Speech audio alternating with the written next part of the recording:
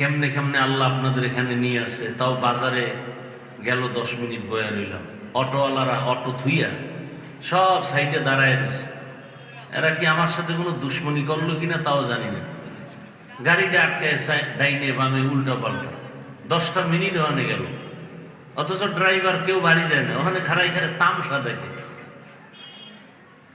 আফসুস,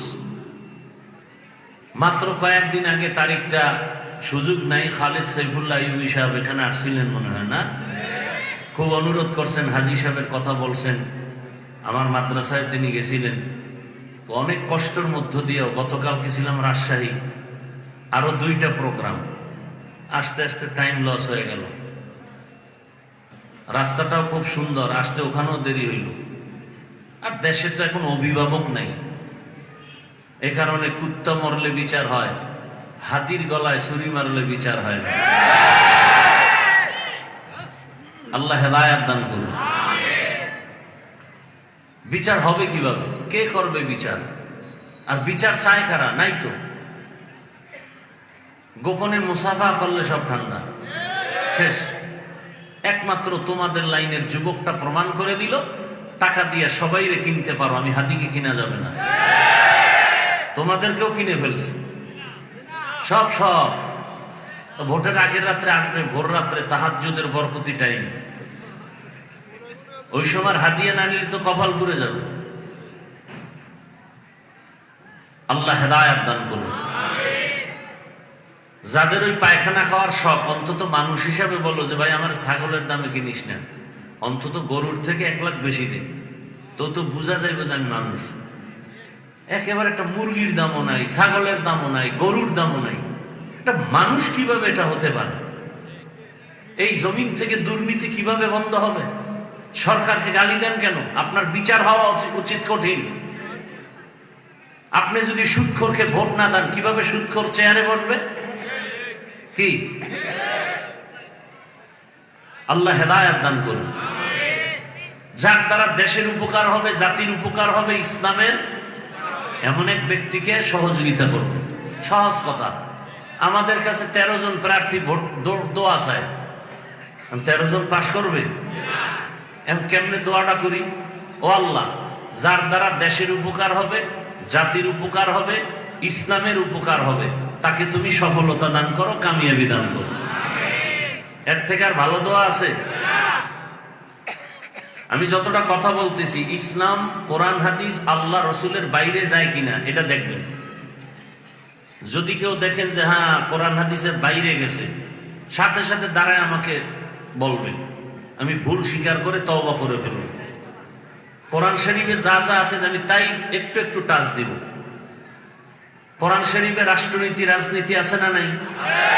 যদি কেউ বলেন নাই, তাহলে বোঝা গেল কোরআন শরীফ সব দিক থেকে পাওয়ারফুল হলেও রাষ্ট্রনীতির বেলায় কোরআন শরীফ দুর্বল।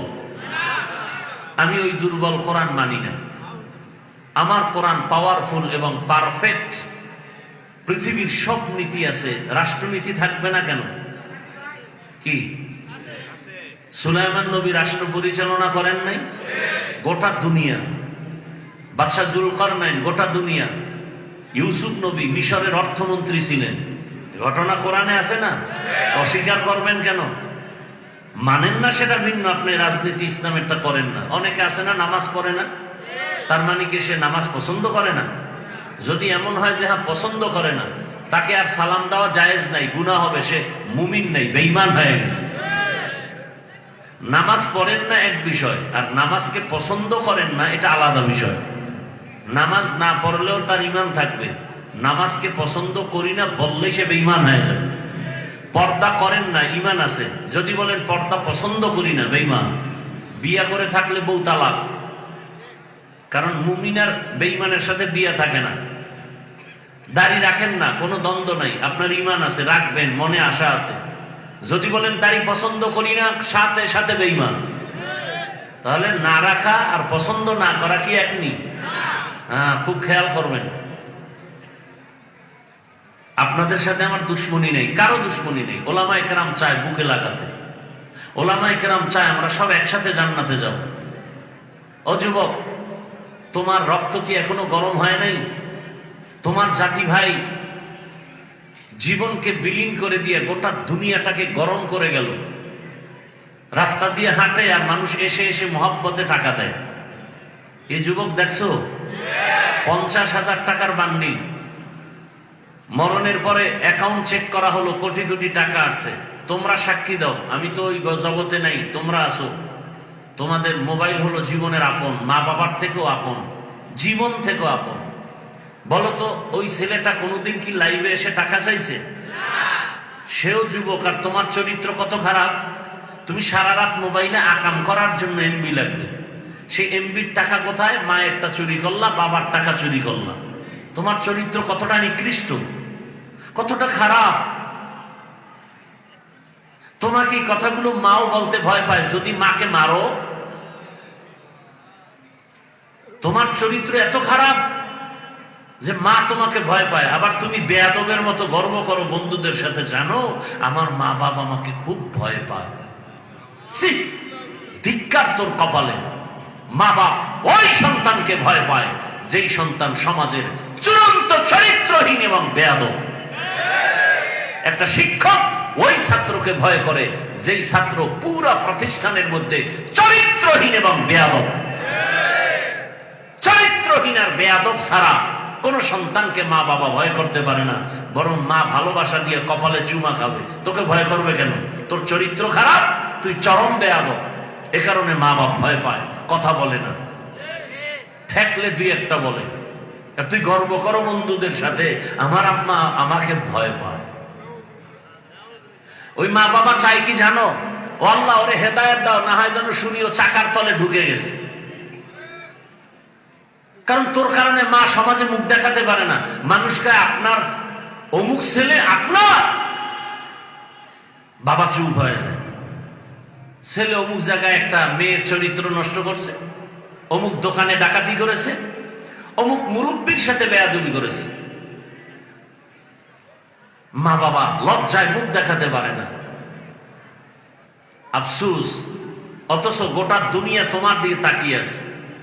যুবকরা নেতৃত্ব দিবা গোটা দুনিয়া, তোমার আদর্শে গোটা দুনিয়া আলোকিত হবে, দেশ আলোকিত হবে, সমাজ আলোকিত হবে।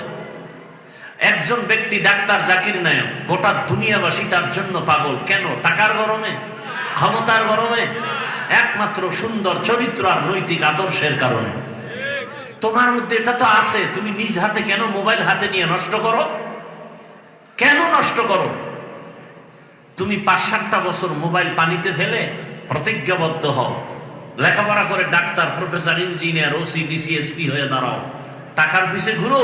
গোটা দুনিয়ার টাকা তোমার পেছনে একবার কদম চুমবে, দুহাত দিয়া টাকা নিয়ে শেষ করতে পারবা না। লিখে রাখো, তবে চরিত্র সুন্দর লাগবে।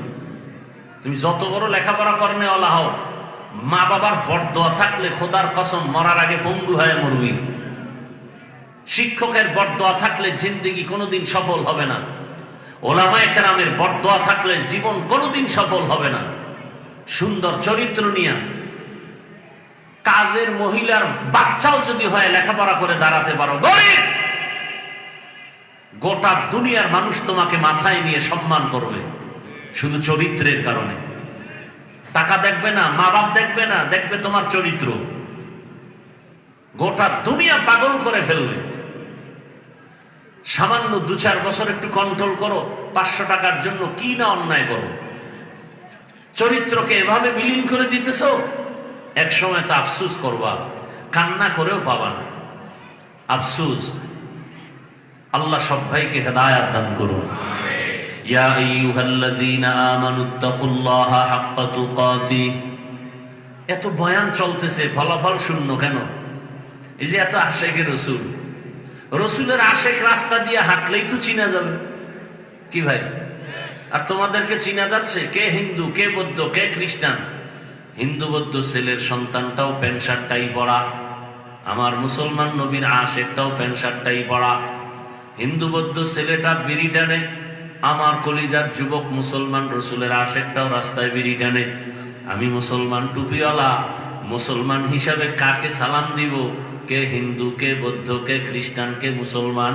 ল্যাংটা না করা পর্যন্ত পরিচয় পাওয়া যাবে না যে এটা হিন্দু, এটা মুসলমান।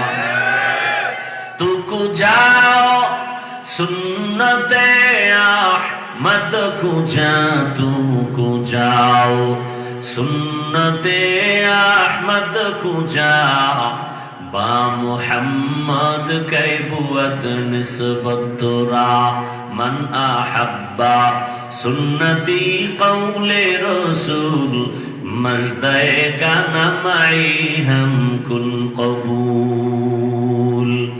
আল্লাহ তাআলা বলেন কোন বয়ান কাজ হবে না, কোন বয়ানে। আরে আমি হাফিজুর রহমান কেন, মক্কা মদিনার ইমাম কেন, স্বয়ং রসুল বয়ান করে তাতেও কাজ হয় না। যেই রসুলের চেহারাটা একবার দেখলে জাহান্নামের আগুন হারাম, যেই রহমতের নবীর চেহারা দেখলে পেটের ক্ষুধা থাকে না, কেমন আমার মায়ার নবী যার শরীর মোবারকে মশা মাছি পড়ে না, হারাম। রহমতের নবী যেখানে কদম রাখেন ওখান থেকে মিশকের ঘ্রাণ। ওই রসুলের চেহারা দেখার পরে যেই বেঈমান কালেমা পড়ে না, 13টা বছর দেখলো, বয়ান শুনলো, একই দস্তরখানে খাইলো, এরপরও কালেমা পড়ে না, আবু জাহাল নামের বেঈমান কত খারাপ। আল্লাহ কয় একটা মেডিসিন যদি না থাকে, আব্দুর রহমান, আব্দুল করিম, হাফিজুর রহমান আর মক্কা মদিনার ইমামের বয়ান কেন, রসুলের বয়ানেও কাজ হবে না। ওই মেডিসিনের নাম হলো তাকওয়া। हर के दार खौफे हकदार दिल मदाम जन्नतुल मअवा देहत ओ राम काम जुज़बा हक जी जे मखाज इंसुजा फजले उ आमस्ते दर जुमला जहा। 13 বছর বয়ান শুনে কালেমা পড়ে না, কি নাই, কি নাই, তাকওয়া নাই। আর অন্যদিকে 27 বছরের যুবক তরবারি নিয়ে দৌড়ায় নবীকে জবাই করবে। কয় বছরের যুবক? 27 বছরের যুবক নবীজিকে জবাই করার জন্য তরবারি নিয়ে দৌড়ায়। রহমতের নবীর চেহারাটা দেখা তরবারি ফালাইয়া রহমতের নবীর কাছে মাথা নত করে বলেন, ইয়া রাসূলুল্লাহ, দয়া করে আমাকে মাফ করে দেন, কালেমা রশি আমার গলায় পড়ায়া দেন। দেখছেন নি কারবার? তাকওয়ার মেডিসিনটা ঢুকছে আল্লাহর ভয়। এর মাঝে তো আরো ঘটনা আছে। মাঝখানে গিয়া কোরআন পড়ছে, বোনের বাসায় গিয়া তাহা মা আনজালনা আলাইকাল কুরআনা লিতাশকা।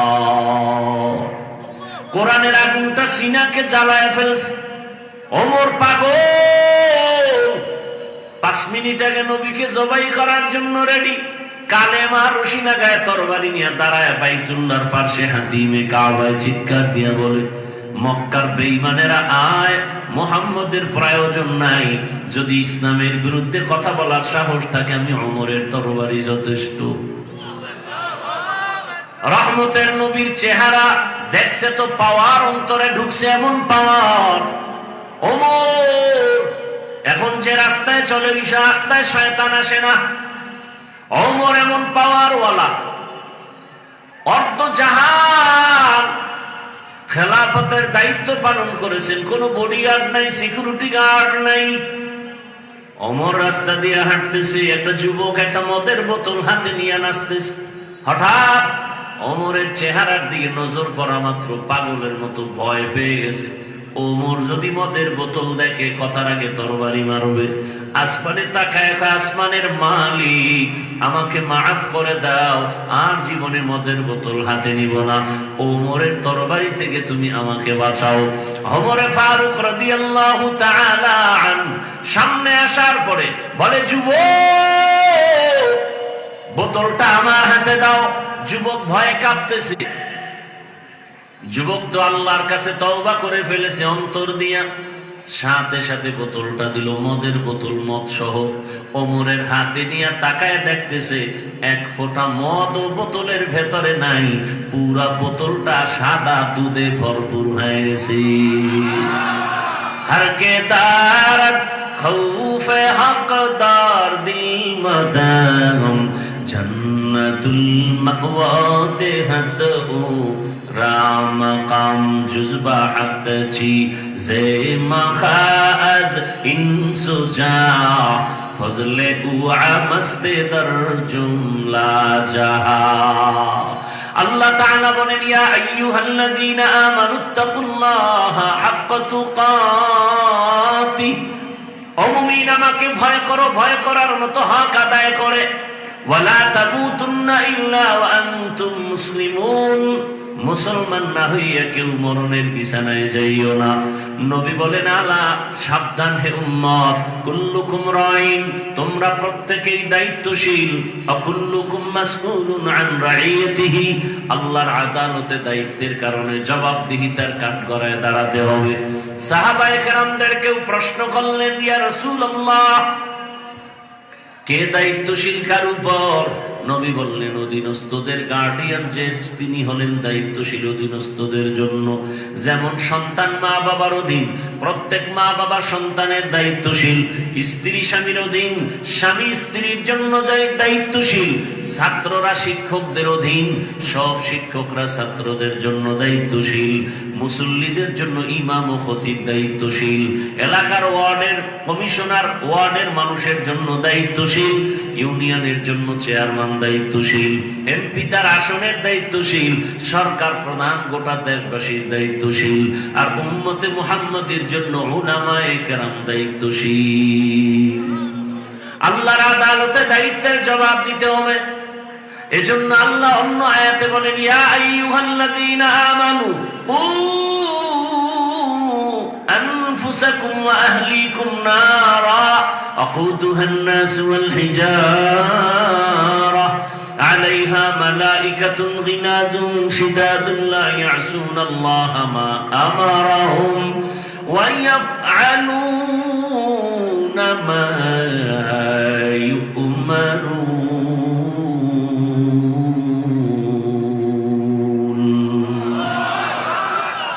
আল্লাহ বলেন, মুমিনেরা জাহান্নামের আগুন থেকে আগে দায়িত্ব নিজেকে বাঁচাও, পরের দায়িত্ব আহালকে বাঁচাও। মা বাবা জাহান্নাম থেকে আগে নিজেকে বাঁচাবেন, পরের দায়িত্ব সন্তানকে বাঁচাবেন। শিক্ষক জাহান্নাম থেকে নিজেকে বাঁচাবেন, তারপরে ছাত্রকে বাঁচাবেন আহাল। যদি না বাঁচান তো ছাত্রর অন্যায়ের কারণে আপনাকে জাহান্নামে যেতে হবে, সন্তানের অপরাধের কারণে মা বাবাকে জাহান্নামে যেতে হবে। যদি দায়িত্বের অবহেলা থাকে, নিজে নামাজ পড়েন, সন্তানকে নামাজের দাওয়াত দেন না, নিজে পর্দা করেন, সন্তানকে পর্দার বয়ান দেন না, যে কারণে আপনার মেয়েটা বেপরদায় রাস্তায় ঘুরে, স্ত্রী বেপরদায় আড্ডা দেয়, এই জবাব আপনাকে দিতে হবে আল্লাহর আদালতে। দায়িত্ব পালন করবেন। স্বামী স্ত্রীকে জাহান্নাম থেকে বাঁচাবার আগে নিজেকে আগে বাঁচাবেন, স্ত্রীকেও বাঁচাবেন। জাহান্নাম থেকে বাঁচাবার সহজ কথা হলো গুনাহ থেকে বাঁচাও, এর নাম তাকওয়া। আল ইহতিরাজ আনিল মাসিয়া, আল্লাহকে ভয় করি জিকির করলে হবে না। গুনাহ থেকে বেঁচে থাকার নাম মূল তাকওয়া, এটা আল্লাহর আসল ভয়।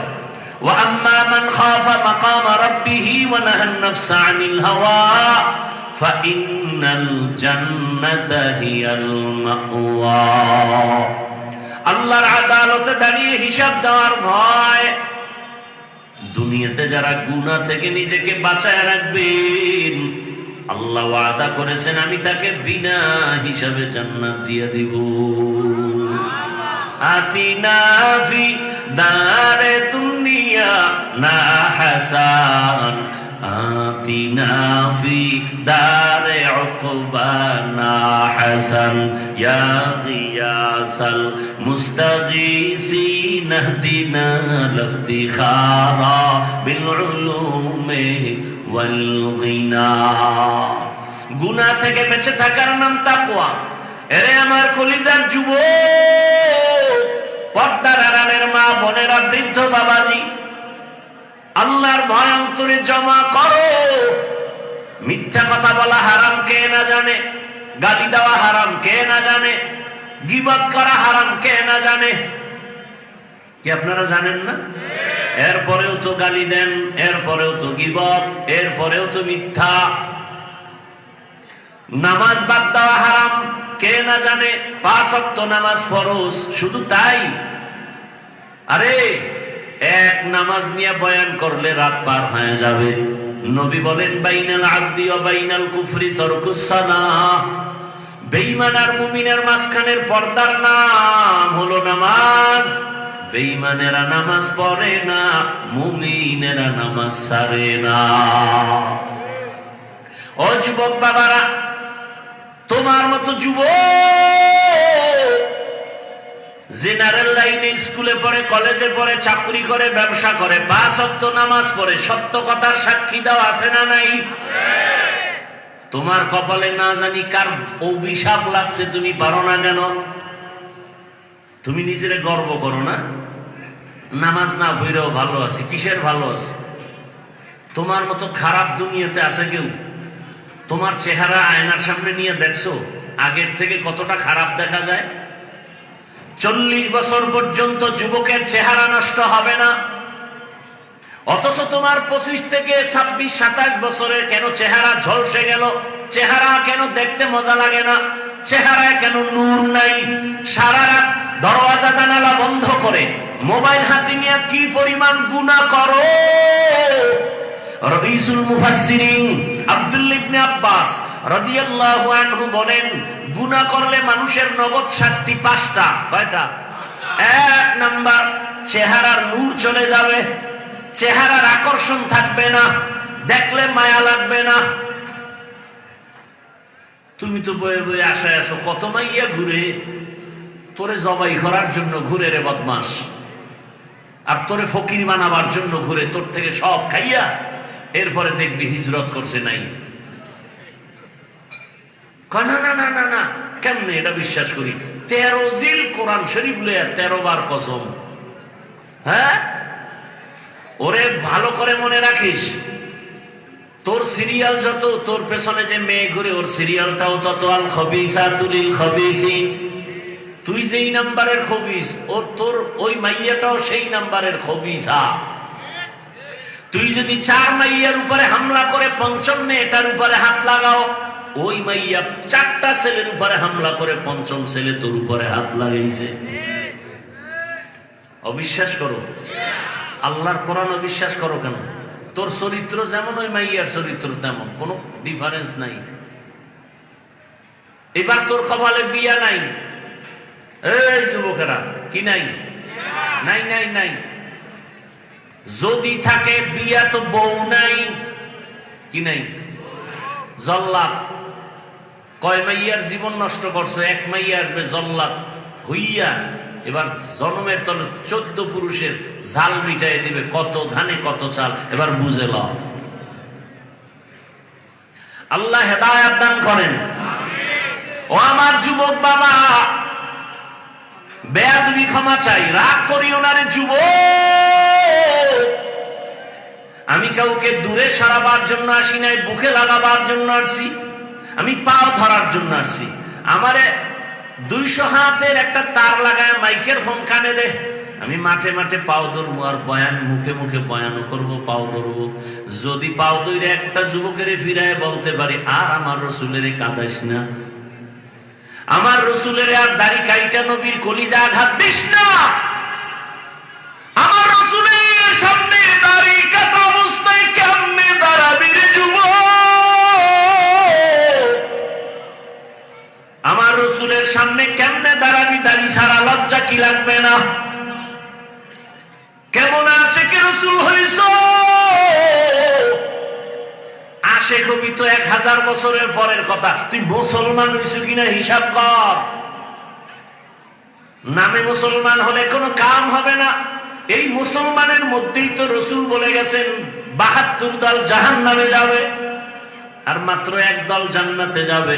যারা নবীর আদর্শ মানবে, সাহাবাদেরকে মানবে, এই আদর্শওয়ালারাই শুধু জান্নাতে যাবে। অতএব যারা সাহাবাদের মানে না, নবী নবী নবী নবী করে, এরাও জাহান্নামীদের 72 দলের অন্তর্ভুক্ত হবে। তুমি আশেকে রসুল দাবি করো রে বাবা, আমার রসুলের আশেক তো কোনোদিন দাড়ি কাটতে পারে না, নামাজ ছাড়তে পারে না, মা বাবার সাথে বেয়াদবি করতে পারে না। আমার রসুলের আদর্শ কি? মায়ের সাথে বাবার সাথে বাবা তো নাই। আহ, রসুলের আদর্শ শিশুদের সাথে, প্রতিবেশীর সাথে রসুলের আচরণ কেমন? কেমন নবী চিনো না, ওই রসুলকেও চিনো না, চাপাবাজি করো আশিকে রসুল। যেই রসুলের হায়াতে কোনোদিন কাউকে একটা গালি দেন নাই, তোমার জবানে কেন গালি আসে রে বাবা? যেই নবী হায়াতে কোনোদিন একটা মিথ্যা কথা বলেন নাই, তুমি কেন মিথ্যা কথা বলো মায়ের সাথে, বাবার সাথে, বন্ধুর সাথে, আপনজনের সাথে? এখনো সময় আছে, তওবা করো। তোমার মতো যুবক স্কুলে পড়ে, কলেজে পড়ে, রাস্তায় গাড়ি চালায়, নামাজ ছাড়ে না। তোমার মতো যুবক র্যাব, আর্মি, পুলিশ, বিডিআর এর চাকরি করে, নামাজ পড়ে, দাড়িওয়ালার অভাব নাই। বলো তুমি কেন পারো না রে বাবা? আল্লাহর ভয় তোমার অন্তরে নাই, মরণের চিন্তা নাই। কয়দিন বাসের নিচে যুবকের লাশ, গাড়ির নিচে যুবকের লাশ, পানির মধ্যে যুবকের লাশ, ঘুমের বিছানায় যুবকের লাশ। মাওলায় যদি সজাগ করে না দেয়, এক ঘুমে তোর চির ঘুম হয়ে যাবে রে বাবা। চোখের সামনে কত বন্ধু হারায় ফেললাম, এই জীবনে কত যুবকের জানাজা পড়াইলাম। এখনো সময় আছে, তওবা করো। মনটাকে একটা কথাই বুঝায় বলো, আরে তোমার মতো আমার মতো যুবক যদি ইংরেজি, ইংলিশ লাইনে, জেনারেল লাইনে লেখাপড়া করিয়া, ওই চাকরি করে, নামাজ পড়ে, ব্যবসা করে, নামাজ পড়ে, নদীতে মাছ ধরে, নামাজ পড়ে, কৃষি কাজ করে, নামাজ পড়ে, তুমি কেন পারবা না রে বাবা? এখনো সময় আছে, তওবা করে নেন। আর দাড়ি কাটবা না, নামাজ ছাড়বা না। আরে মনের একটা শখ লাগে, কেমন কেমন জানি ভালো লাগে, তা অনেক শখ মিটাইছো না? পার্কে তো কম যাও না, এবার ফিরে যাও, তওবা করো। দাড়ি তো কম কাটো না, এবার তওবা করো না আর কাটবো না। বেপরদার আড্ডা তো কম দাও না, গান বাজনা তো কম করো না, এখন তওবা করো। আল্লাহর কাছে মনটাকে ঘুরে বলো, হে আল্লাহ, জীবনে কতবার দাড়ি কাটলাম, নামাজ ছাড়লাম, বেপরদায় চললাম, মা বাবার সাথে বেয়াদবি করলাম, আজ থেকে তওবা করে ফেললাম। আর নবীরে কাদায় দাড়ি কাটবো না, নামাজ ছাড়বো না, বেপরদায় চলবো না। মা বাবার দোয়া নিয়া, শিক্ষকের দোয়া নিয়া, উলামায়ে কেরামের দোয়া নিয়া, নবীজির আদর্শ অনুযায়ী জীবনটাকে চালাবো। পর্দার আড়ালের আম্মা জানেরা, বোনেরা, আপনার মতো কত মা, কত বোন এই এলাকায় আছে, পর্দা করে, নামাজ পড়ে, স্বামীর মাল হেফাজত করে, মোবাইলে সময় নষ্ট করে না। আম্মা জানেরা, আপনারা কেন পারবেন না? আপনার কি সন্তানের ভবিষ্যৎ নিয়ে ভাবেন না? আপনার আদর্শ খারাপ হলে সন্তানের ভবিষ্যৎ খারাপ হয়ে যাবে। আরে আপনি তো এমন মা বাবা হবে, সন্তান যেন আপনাকে দোয়া করে যে আমার মা, আমার বাবা কোনোদিন নামাজ ছাড়ে নাই, আমার মা বাবা কত ভালো মানুষ, কোনোদিন আমার বাবা বেগানার দিকে তাকায় নাই, আমার মা কোনোদিন বেগানা না পুরুষের দিকে তাকায় নাই। সন্তান গর্ব করে বলবে, আমার মা বাবা কত ভালো, আমার মা কোনোদিন বাবার সাথে গালাগালি আর ঝগড়া করে নাই, আমার বাবাও আমার মায়ের সাথে খারাপ আচরণ করে নাই। এমন মা বাবা কি হইতে মনে চায় না? সন্তান গর্ব করবে, সন্তান আপনার জন্য কলিজা ভরে দোয়া করবে। সন্তান যদি টের পায় যে আমার মা বাবা মোবাইলে গুনাহ দেখে, বেগানা দেখে, নাটক দেখে, ওই সন্তানকে আর কোনোদিন কন্ট্রোল করতে পারবেন না রে মা। ওই সন্তান মনে মনে ঘৃণা করবে মাকে, বাবাকে, যে আমি খারাপ, তোমরা কেন বলো? আসলে তো তোমরাও আমার চেয়ে কম খারাপ না। তোমরা যদি ভালো হইতা তো আমি এমন খারাপ হতাম না। ও আব্বা জানেরা, আম্মা জানেরা, তওবা করেন। আপনার আদর্শ দিয়া যেন সন্তান গর্ব করে সমাজে চলতে পারে। মানুষ যেন না বলে তোর বাপ বেশি ভালো ছিল না, মহিলারা যেন না বলে তোর মা তেমন আদর্শওয়ালা ছিল না, স্বামী থাকতো বিদেশ আর হাজীগঞ্জের মার্কেট একটাও ঘোরা বাদ নাই তোর মায়ের। এরম মা আছে না নাই? সন্তান থেকে বড্ড আসতেছে, ধিক্কার আসতেছে মা তোমার উপরে। সন্তান গর্ব করবে সেই রাস্তা নাই। মানুষ জানে সবাই এই মহিলাটা মার্কেটে মার্কেটে ঘুরে আড্ডা দেয়, মোবাইলে গুনার কথা বলে, বেগানার সাথে, ভিন পুরুষের সাথে। সন্তান ধিক্কার জানায়, কোনদিন এই মাকে সন্তান মানতে চাইবে না। এখনো সময় আছে আব্বা জানেরা, অনুরোধ করে বলছি, স্বামীটাও ভালো আদর্শ নিয়ে চলেন, স্ত্রীকেও আদর্শের মধ্যে রাখেন, সন্তানের ভবিষ্যৎ চিন্তা করে এখনো সময় আছে, তওবা করেন। আর বেপরদায় চলবেন না, আর মোবাইলে সময় নষ্ট করবেন না, নামাজ ছাড়বেন না। আদর্শ মা হবেন, আদর্শ বাবা হবেন, আদর্শ শিক্ষক হবেন, আদর্শ ভাই হবেন। প্রত্যেকেই প্রত্যেকের জায়গায় আদর্শবান হয়ে যান। আদর্শ ইমাম, আদর্শবান একজন খতিব, আদর্শবান একজন মানুষ হতে পারলে মানুষ দেখে দেখে দোয়া করবে। আল্লাহর কাছে তওবা করেন, এখনো সময় আছে। যাদের অন্তরে তওবার নিয়ত নাই তাদের কাছে আমার কিছু বলার নাই। যাদের নিয়ত আছে যে মরিয়া গেল আর দাড়ি কাটবো না, নামাজ ছাড়বো না, বেপরদায় চলবো না, মা বাবার দোয়া, শিক্ষকের দোয়া, উলামায়ে কেরামের দোয়া নিয়া নবীজির তরিকা মেনে চলবো, তওবা করার মতো যদি কারো অন্তর তৈরি হয়, মুনাফিকি না থাকে, নবীর আদর্শ মেনে চলার নিয়ত যাদের আছে, দুটো হাত আমার আল্লাহকে দেখাইয়া দেই। আয় আল্লাহ, হাতগুলো কবুল করে নেন, তওবা কবুল করে নেন, তওবার উপরে মজবুত হইয়া চলার মতো তৌফিক দান করেন। আমিন।